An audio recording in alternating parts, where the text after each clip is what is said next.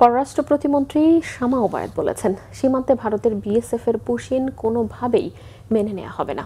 ঢাকা দিল্লি সম্পর্ক পুনরুদ্ধার প্রচেষ্টায় পুশিন ইস্যুর নেতিবাচক প্রভাব ফেলবে বলেই মনে করেন তিনি। এদিকে জাতিসংঘ শান্তিরক্ষী বাহিনীতে বাংলাদেশের অংশগ্রহণ সফট পাওয়ার হিসেবে কাজ করছে বলে মন্তব্য করেছেন শামা ওবায়দ। বিস্তারিত জানাচ্ছেন ইমরুল কায়েস। ভারতের সীমান্তরক্ষী বাহিনী বিএসএফ এর পুশ ইন তথা মানুষকে ঠেলে বাংলাদেশে পাঠানোর চেষ্টায় উত্তেজনাকর অবস্থা সীমান্ত এলাকায়। দুদেশের সীমান্ত বাহিনীর দফায় দফায় পতাকা বৈঠকেও থামছে না পুশ ইন চেষ্টা। সীমান্তে বিজিবি শক্ত হাতে পুশ ইন চেষ্টা সামাল দিচ্ছে বলে জানান পররাষ্ট্র প্রতিমন্ত্রী শামা ওবায়দ। আমাদের বর্ডার গার্ড খুবই শক্তভাবে এটা রেজিস্ট করছে এবং কোনোভাবেই পুশিংকে আমরা অ্যালাউ করছি না। এবং এখানে বাংলাদেশ আর ভারতের মধ্যে একটি ব্যবস্থা আছে, যখন কোনো নাগরিক ইলিগেলি কোনো দেশে যায়, নাগরিকত্ব যাচাই বাছাই করে ফেরত আনার একটা প্রক্রিয়া আছে, একটা মেকানিজম আছে, যেটা বাংলাদেশে ফলো করে বাংলাদেশের জায়গা থেকে, ভারত ফলো করে ভারতের জায়গা থেকে।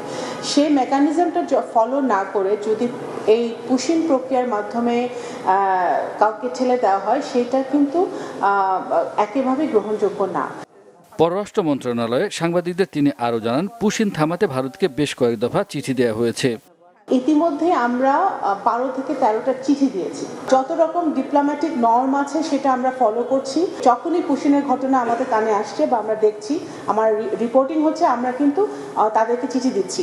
আমরা আশা করব যে ভারত সরকার এটা তারা সিরিয়াসলি নেবে এবং এই পুশিনের মাধ্যমে যদি তারা করে, তাহলে অবশ্যই সেটা আমাদের জন্য ভালো হবে না এবং সেটা আমাদের যে ভারত এবং বাংলাদেশ সম্পর্ক, যেটা আমরা বলি যে নতুন উচ্চতায় ওঠার চেষ্টা হচ্ছে, এবং ওনারাও একটি প্যারাডাইম শিফটের কথা বলেন, সেই প্যারাডাইম শিফটটা যদি হতে হয়, তাহলে এই কাজগুলা, যেই ডিপ্লোমেসি আছে, যেই বিদ্যমান প্রক্রিয়া আছে, সেই প্রক্রিয়াটাই আমাদের দুই দেশে অবলম্বন করা উচিত।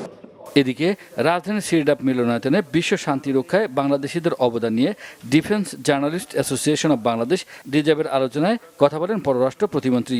দেশের কূটনৈতিক সাফল্য অর্জনে বাংলাদেশের শান্তিরক্ষীদের গুরুত্বপূর্ণ ভূমিকা নিয়ে আলোচনায় অংশ নেন অবসরপ্রাপ্ত সেনা কর্মকর্তা সহ অন্যরা। ইমরুল কায়েস, বাংলা ভিশন, ঢাকা।